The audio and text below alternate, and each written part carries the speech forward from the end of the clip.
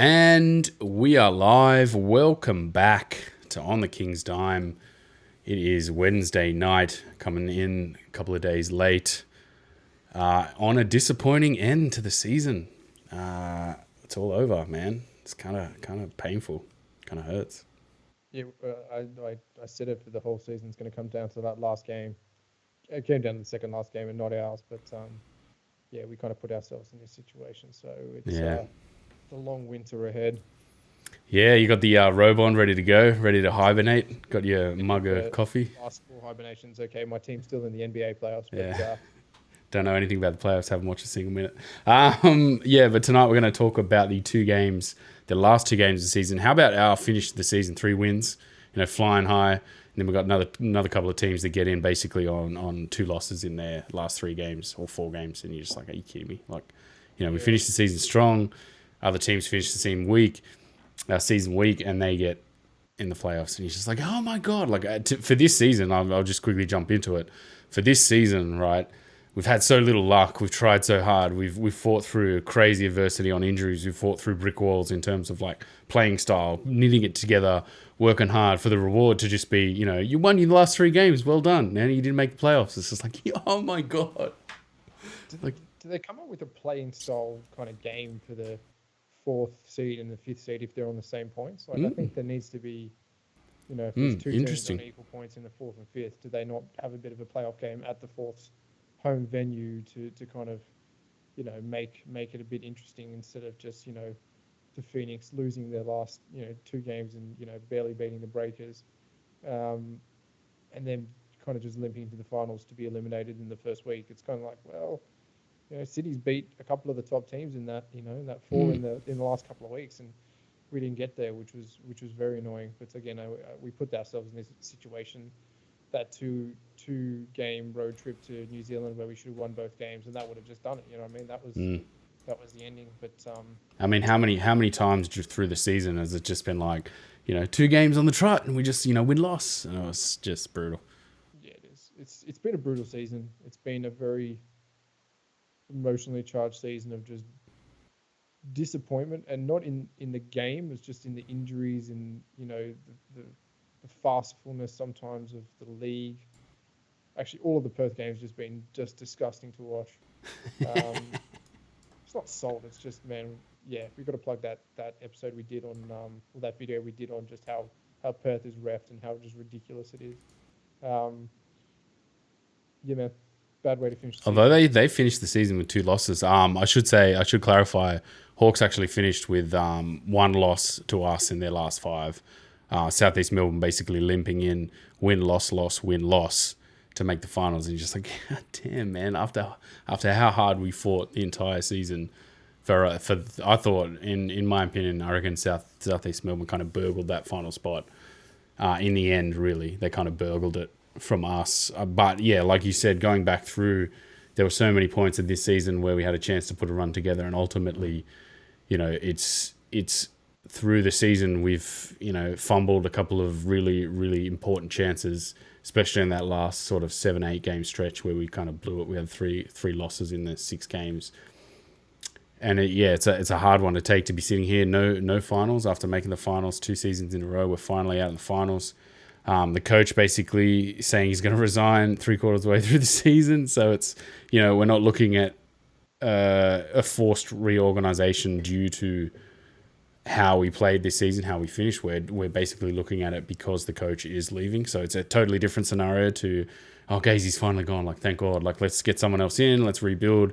In a season where the coach probably gave it as good a go as he could have given, and enough to earn respect, but not necessarily go, oh, that was great. It's a real shame he's leaving. I still feel, I have we're going to talk about it. Shout out, we're going to do an episode on Saturday night, a season review, full season review, and an awards show. So come along on Saturday night and watch that as well, and give your comments and feedback. But yeah, this season kind of, we're in a real weird spot with 40 leaving. Was, honourable. You're like, yeah, no, it was good. Would have had him back, but at the same time, still a little bit yeah, okay, let's rebuild this, blow this thing up, and let's rebuild it, because Yeah, I definitely think blow this thing up is the optimal word. I think we need to take a different different look at what we kind of want to build our team around, and what we need to build our team around, and what are some of the other more successful franchises built their team around. And I think that's where we really have to kind of look at things, and make sure, we kind of went from potentially one of the greatest, NBL teams in a long time, in Sydney last year with, Bogut, MVP, and obviously multiple NBA champion, Jayshawn Tate, who is, I think he was third in the race. One championship, I think Bogut won. One? Yeah, I think it was just one. Just one. Jayshawn Tate, who came third in the Rookie of the Year race in the NBA. Oh, really? Yeah. So, we were coming off this, epic year to kind of limp into this COVID injury-ridden season with, a cast of poorly thrown together choice. It was just kind of like, well, you're the only, the only one we can get, so let's get you. And, at one stage, having 5 power forwards on the floor at the same time pretty much summed up our season. That was hilarious. It was just like, who's got to shoot this ball? And some buy-in from some players, and some players that kind of looked lost, like not necessarily were bad players, but just kind of looked lost with their role this season, never really finding their feet. We'll go through individuals. We'll definitely go through individuals and give our grades on Saturday night when we do the full wrap-up. I just want to quickly talk about what's coming up in these finals. Like the Southeast Melbourne team, to tie it back into the Kings, the Southeast Melbourne team has a balance. Like it has, a couple of good guards, has a couple of good forwards. It has, a power forward and a decent enough center. Like not a great center, but a decent enough center. You can kind of rely on scoring. And they have a decent unit. At no point really this season did we see this Kings team go, what we've got great players. We've got a really good unit. We're playing really well. We're hustling. And this is great. Like we saw it in little stretches, little patches. In some games you had one of the two, and then in some games you had like the other one and not the other two, and it was very kind of disjointed.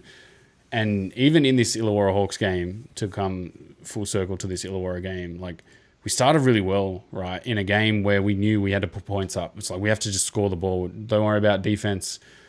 Score the ball. We started really well. Xavier Cooks again showed us. What did we miss this season? It was him basically diving to the hole, crashing the glass, playmaking a little bit. There was playmaking in the first quarter, and you were just like, God damn, we missed that. Like, there was just another guy. If only we had another guy to kind of glue this all together, and that guy's kind of Cooks. Against this Illawarra team that, I don't think they were really playing. They didn't have Tyler Harvey. They'd secured finals basketball. It wasn't a game where they lost. They gave it a good go, and I think it was a good game. But ultimately, I feel like still this team played this game like, oh well, all we need is a win. Not knowing like let's just like blow the doors off this thing and try and put up 100 or as many past 100 as we can, blow this team out. It was still like a back and forth game, and it's a drag, and it's kind of another sort of indicator of our season where we got into these wrestles with teams and didn't have the knockout blow, the knock the guy down and run away type blow. Like we just got into a wrestle and really struggled in these games. And I thought that Illawarra game was another one that was like that, even though we won. I think certain lineups on the floor and certain rotations just have not worked. It's led to scoring droughts. It's led to guys, their rhythm stopping. I did notice Adam Ford does like to take people out after they've made like 3 baskets. It's like, oh, you've made 3, out of here. It's like, where's the rhythm? Like, why is that the case? And Andrew Gaze was a stickler for that. Just like, oh, you've played your 6 minutes. I don't care if you scored, you shot 7 from 7. You're off the floor. You've had your rotation. And I'm just, leave a guy until he's legless if he's scoring the ball and creating chances and rolling with it. And he did kind of do that towards the back end of the season. But at the front end of the season, there was a lot of opportunities to continue on with guys and, pull DJ off in the last 8 minutes of the game. He's just like, this guy has literally scored 20 in the first 3 quarters and he's off for the last 8 minutes. Why is this happening? Oh, he's a rookie. It's kind of like that, that's still that kind of basketball, strangeness about, oh, your first year and therefore we treat you differently. It's just like you're a player, you're a piece in this team, and it's the same on the referee side, like rookie and veteran calls. Like, what the F is that? Like, there's no, you call the play for what it is. I don't get this. Like, this is a stupid rule in basketball, an unspoken rule in basketball, that somehow if you're a 10-year veteran, you get more calls because the rookie should have fouled. I was just like, there's obviously a culture change that needs to happen within the way we do things in the city organization. There's a culture change in the wider league that needs to occur as well for this to happen. I actually think they should blow the referees out of the water and just bring in a whole new pack of properly trained individuals that don't just watch the player and actually watch, the part of the court, that they're supposed to. Because how many times did we see them just staring off in space, not looking at the play, and then blow the whistle because someone flung around for a bit? The level of professionalism, I think, is to be desired in some instances in this league, and especially, I think at the beginning of the season with how the Sydney Kings played, it was very much like that. It got better towards the end, but by that stage, I mean, we were so injured that anyone who was on a roll, we were happy to have them on the floor for it's kind of, so there's that aspect. There's the Casper Ware's really performance just dropping off a cliff this season. I think you kind of went from like top 4 or 5 players in the league to now just let's get another import. Yeah, kind of. It's got that feeling. I mean, it's come full circle because we started after that Melbourne series where we lost to them. Suddenly we're like, oh, we got Casper. Like, after just viciously rooting against this guy for a whole season and a playoffs, we're just like, and now we're supposed to turn around and go, yay, hooray, we've got Casper. And admittedly, he's had a good couple of seasons, but I do think, we're definitely going to do some talks over the next couple of weeks about what we're going to do with this roster. But yeah, I think it's one thing that kind of has to be looked at. But it's also sort of speaks to some, not necessarily mistakes, but things that we've done on the fly that you kind of look at and we've had to do them. Like, we've had to go, just Kernich Drew, pick up a Weeksy, pick up a Weeksy here, and they haven't worked. And despite them not working, we've still like put together a season where you can't look at this team and just go, that was horrible. Like, you got to look at this team and just go, you know what? Even though we didn't finish in the finals and it sucks and it's disappointing, I still admire this team. And I just go, what a team. Like, what a mad team of just, misfit players working as hard as they can. And I think your point about the refereeing was right at the start of the season. Was just like, no hustle here. And it's just like, that's all we got, man. Like, we're players short. We're a ragtag team. Like, we've got players down. We've got guys coming in on short-term contracts. Like, at least let us hustle. And I thought that kind of meted out towards the end of the season where it was just like, all right, you guys can hustle a bit. Like, and it's like, it's too late now, man. Like, in some games where we could have used that to our advantage and actually played with some kind of vigor and some hustle.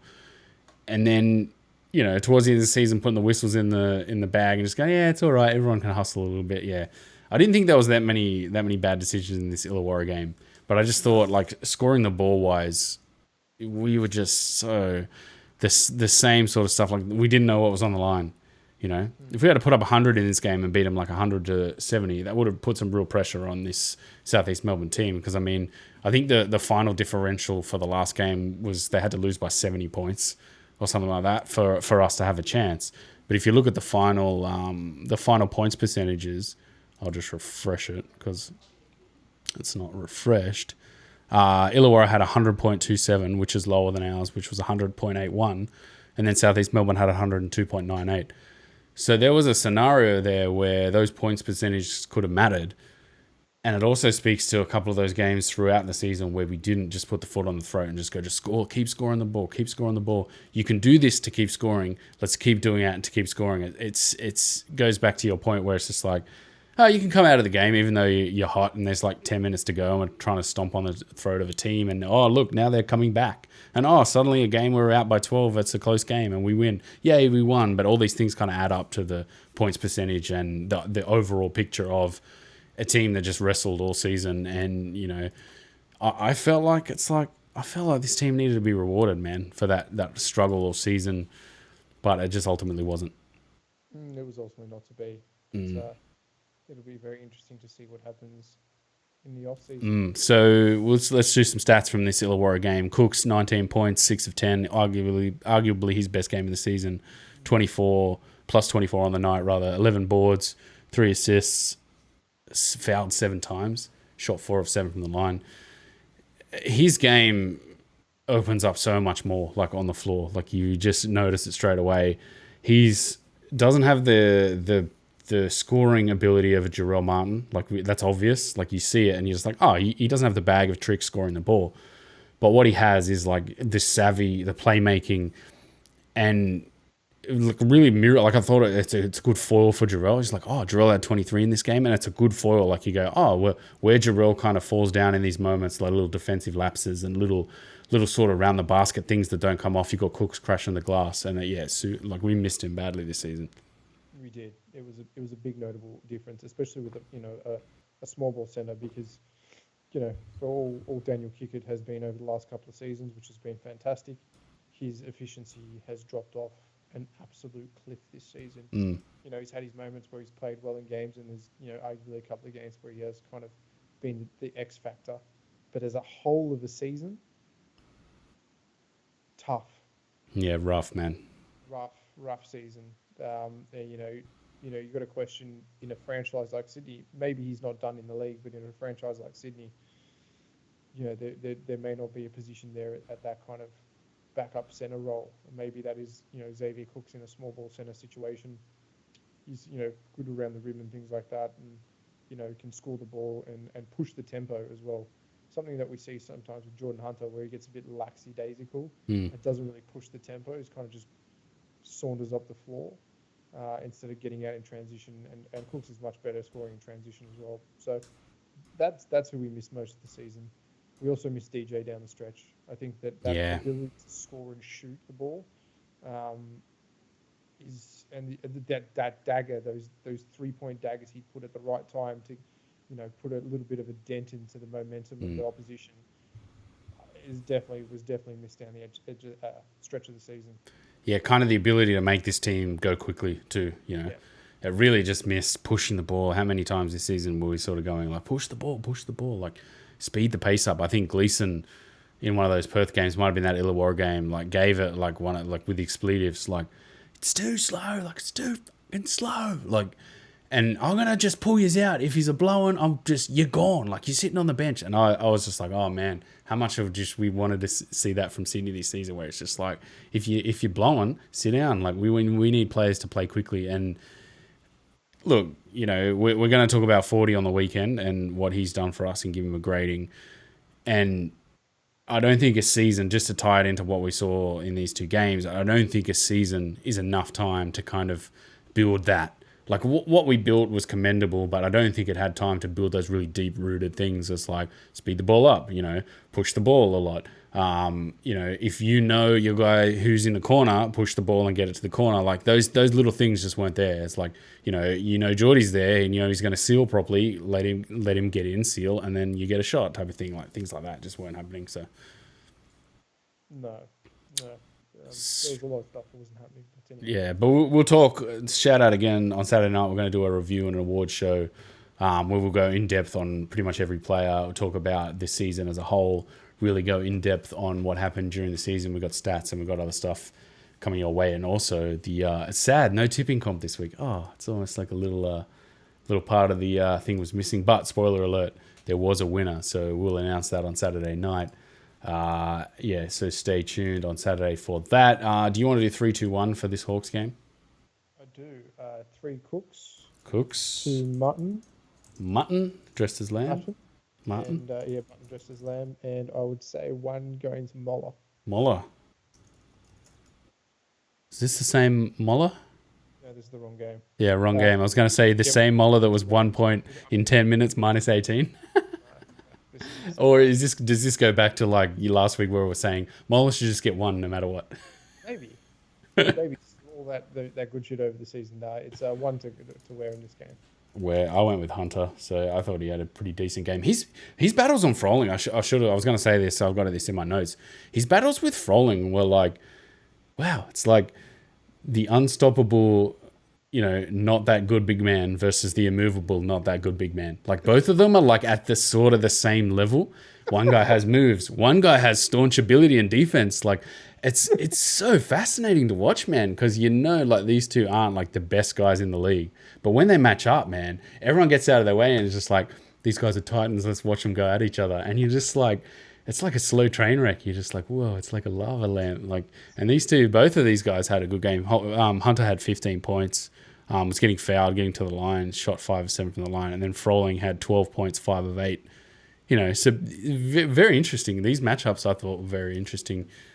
Did you go back and do the old games that you missed during the season? No, I'm gonna. No, we'll do them. I'll plot them in because then we'll announce it on Saturday who our final MVP is.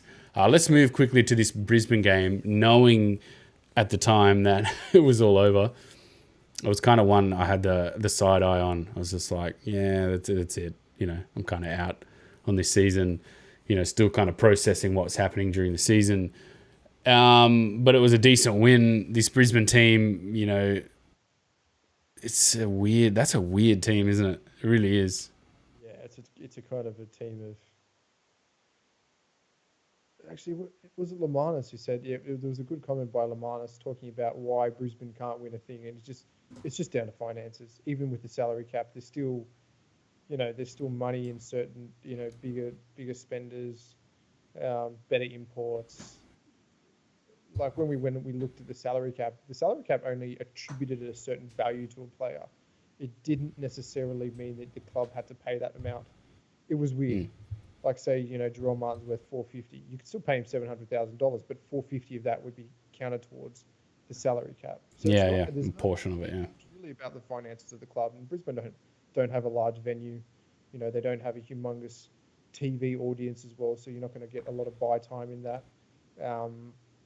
And so, just from a finances perspective, they kind of put together the best teams that they can. And, Nathan Sobey's probably the best local guard we have.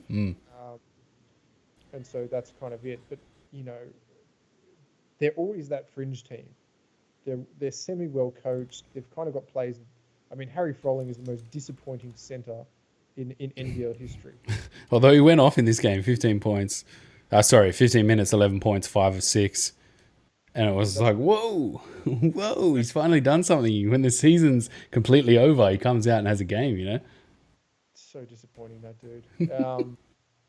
Yeah, it's a team of, decent local players without really having any superstars. I think Vic Law was good for them, but then got injured. KD having his, I'm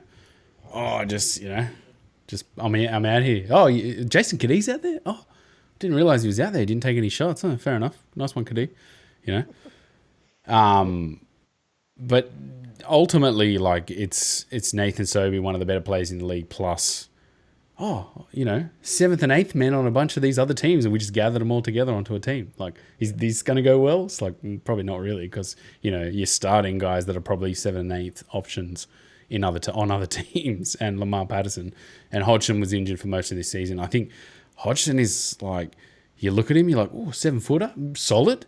Then you watch him play, and he's just like stone hands, flailing around, slow, missing rotations, and you're just a bit like, woo, like, okay, all right, fair enough. I kind of understand why, this hasn't really gone anywhere for him.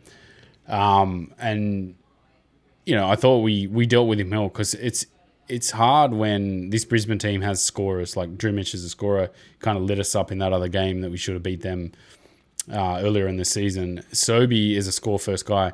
How much is there of just Sobey driving in, stopping, like jinking herky jerky, and then like putting up a shot like in tall trees, and you're just like so much of that, man. It kind of plays into our scheme defense as well. Power forward lineup.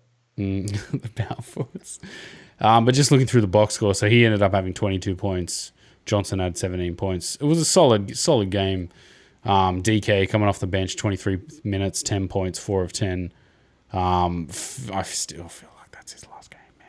Like, really, it's kind of getting in that stretch. And then Tommy Vodanovic finishing the season kind of on a downward trajectory after, giving us some pretty solid minutes. He had 6 points, minus 10 on the night.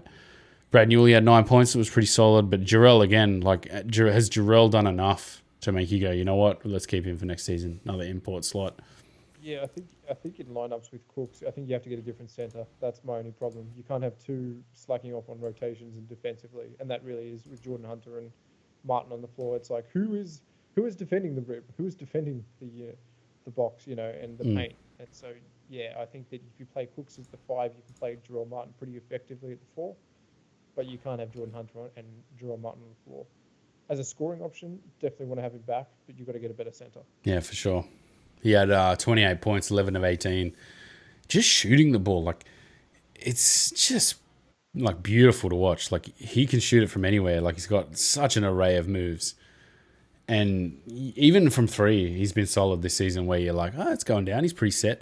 And I think watching that Illawarra game especially, like, it's hard to get Jarrell moving around into different positions. Like, it was hard this season to get him, let's get him down low. Let's bring him up. Let's, Cook's playmate come across the nail and hit him in the, like, wide open. Like, we're struggling to kind of get him into positions this season. It's been a lot of heavy, just give it to Jarrell. Like, but he's not established. Just chuck it to him anyway. Like, give it to him. And you're like, he's already up around the elbow and, he's having to hit these ridiculous fadeaways and ridiculous sort of step back jumpers and, one dribble pull-ups. I would like to see going into, or like next season, like the coach work with him in the off season and the team work with him. And it's like, this is how he plays. Like, let's find the ways we get him to score the ball and then build the team around that. Like not build the team, but build the offense in the holes that he creates. So when he's off the floor, like, you have a set offense that you can run, that's fine. But when he's on the floor, you're like, all right, we're moving to get him the best shots we can possibly can, since he's the main import and, the main guy basically. So pretty much, yeah. It's going to be very interesting in the offseason. Casper, I thought, played all right in this game, 14 points, 4 of 11, 5 turnovers, 3 assists. What is? I suppose we should find this out, but I'm just very interested to see what his 3-point percentage would be.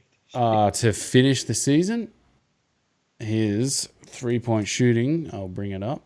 I'll even put it in the 2DC. Ooh, 2DC. His final 3-point percentage was 30.4%. That's not a bad way to finish. From what it's not great, but it's not as bad as I thought it was going to be. It's not good, man. That is not good. It's not elite, especially for a guy that was kind of the 3-point scorer. That's what he prided. Last year he was at 27.9%. Wow. So yeah, an upgrade. Oh, sorry, 1920, 2021. Oh, then that's this season. Yeah. Yes. It's rough, man. I'll just bring up the entire people's back. So 3-point percentage, top was obviously Wetzel. He took one of one. Going down, Mooney 52%, 26 of 50. That's pretty high volume. Barlow 46 of 95, 48%. That's pretty solid. Nartai 59 of 135, 43%.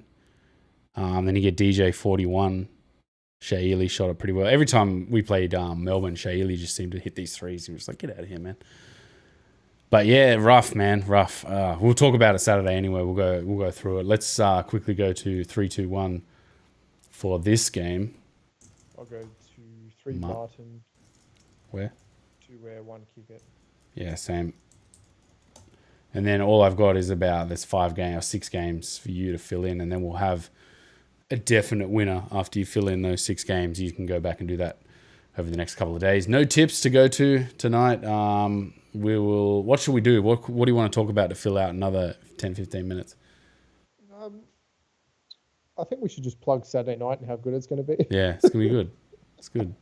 I think we can talk about, I suppose, who we think is going to win the NBL this year, because I don't actually know. Does Perth feel vulnerable? They feel vulnerable, but Melbourne hasn't been great. Yeah. Illawarra is full of guys that are just chuck happy, and I don't know how they put 5 games together. Yeah. And the Phoenix are imposters. So it's yeah. And then plus they're playing that series behind closed doors with no fans too.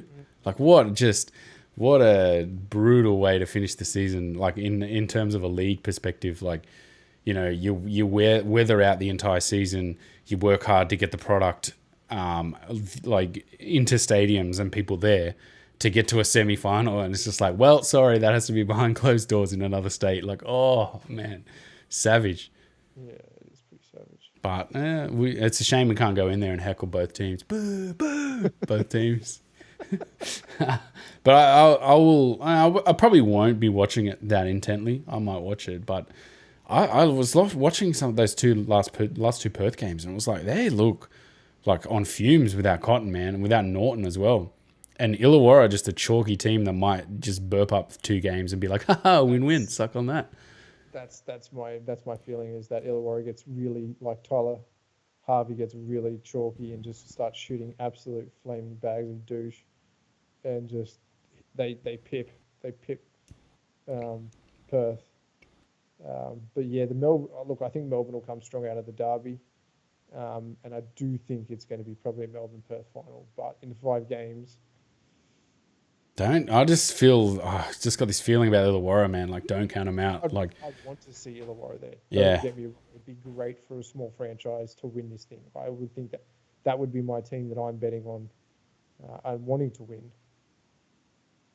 How much is this first game in RAC just going to be like, what a shame. 3 guys have fouled out in the first 15 minutes.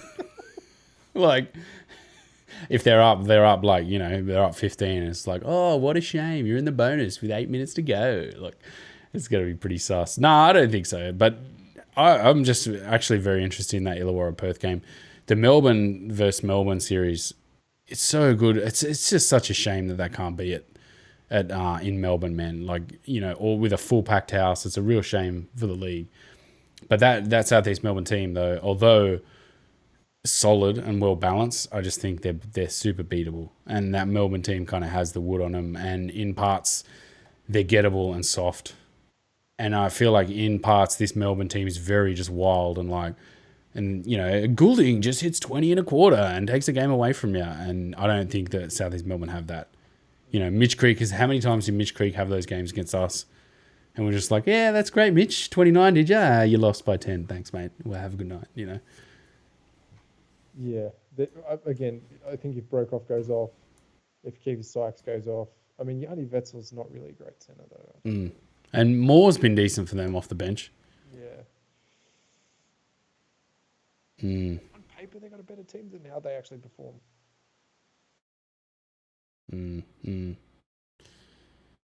Oh, it's going to be interesting, man. Like, I don't want to watch it. Like, I want to be sitting here just going, nah, I'm not going to watch it. I don't care who wins. I don't care. Sydney's out. But at the same time, the way the Sydney season ended was like, whatever. Like, it is what it is. I'm not that upset. Whatever. I can actually watch a finals and just be like, you know what? Fair enough. Like, I'll watch the finals where, what I'm like, where as soon as my team loses, I don't care. I'm out. Get rid of everything. Don't even talk to me. But yeah, still, man, this Perth Hawks. That's tomorrow. That first game is tomorrow too. So awesome. Very interesting. Anything else we can fill a little time in with? I don't believe so. I think that is it. We've got a big Saturday night to prepare for. It's going to be a long one. Yeah. We'll do. Yeah. What are we going to do? We're going to do season review. We're going to have. We're going to do gradings. All players, because we didn't do a half season grading. No. And like you had the little one being born and stuff like that. I think it would have been interesting to see a half season grading up against our end of season grading, because there was some real emotional connection to these players halfway through the season. Like, look at what we're doing. Like, how good is this team? Like, it's a real connected to it. And then sort of down the stretch of the season, it played out into this is probably about the level of what this team is. So more like a reality value style. I think it would have been interesting to see a half season emotional, like, A+, he's been A+. And then by the end of the season being like, yeah, that was probably a bit much, probably a bit of a C or for him on the season type scenario. I'll have to dig up last year's ones as well and see with some of our players last year. And I dug up the plus minus, so I'm going to bring that out. It's very, very interesting. Last year's plus minus up against this year's plus minus. Very, very eye-opening. We've got stats. We've got the announcement of the winner of the tipping comp. That's coming on Saturday as well. And also we've got the announcement of the 3-2-1. Oh, the fan MVP. Yeah, I kind of died halfway through the season. I got a bit busy and I didn't have time to I think I missed about 3 straight, and I was like, it's over. But it was good to see everyone interacting with that. We'll definitely get that working a little bit better next season. I think also the games kind of messed that up. Like, oh, look, a game's here. Oh, whoops, a game's over there now. Like, and stuff like that was happening. So hopefully with a full fixture list and it all meted out, I'll be able to do that a little bit better. So definitely we'll be doing that next season. I think that's going to be it for tonight's episode. This season has closed, but that's not the end of the content. The content's still coming, so definitely stay tuned. Saturday night, we're going to do that review show, and then over, I think, the next couple of weeks, we might put together some, what do we want from this team? Because there's definitely some questions to be answered, coach-wise, team-wise, roster-wise. I've got a list of all the deals and stuff, so got a fair few people coming off contract, a fair bit of roster flexibility.